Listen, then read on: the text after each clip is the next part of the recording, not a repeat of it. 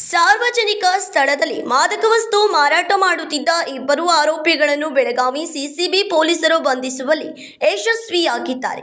ನಗರದ APMC complex ಸಮೀಪ heroin ಮಾರಾಟ ಮಾಡಲಾಗುತ್ತಿದೆ ಎಂಬ ಖಚಿತ ಮಾಹಿತಿ ಮೇರೆಗೆ ಸಿಸಿಬಿ ಪೊಲೀಸರು ದಾಳಿ ನಡೆಸಿ ಇಬ್ಬರು ಆರೋಪಿಗಳನ್ನು ವಶಕ್ಕೆ ಪಡೆದರು. ಬಂಧಿತ ಆರೋಪಿಗಳನ್ನು ಮಹದೇವ್ ಪಾಟೀಲ್ ಹಾಗೂ ವಿನಾಯಕ್ ಖಂಡಾಳೆ ಎಂದು ಗುರುತಿಸಲಾಗಿದೆ.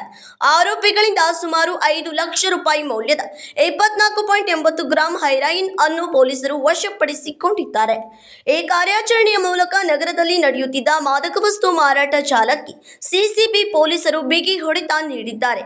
ಬಂಧಿತ ಆರೋಪಿಗಳ ವಿರುದ್ಧ ಎಪಿಎಂಸಿ ಪೊಲೀಸ್ ಠಾಣೆಯಲ್ಲಿ ಪ್ರಕರಣ ದಾಖಲಾಗಿದೆ. ರಾಜಿರೇಮಠ್, ಕೆಎಂಎಂ ಕನ್ನಡ ನ್ಯೂಸ್, ಬೆಳಗಾವಿ.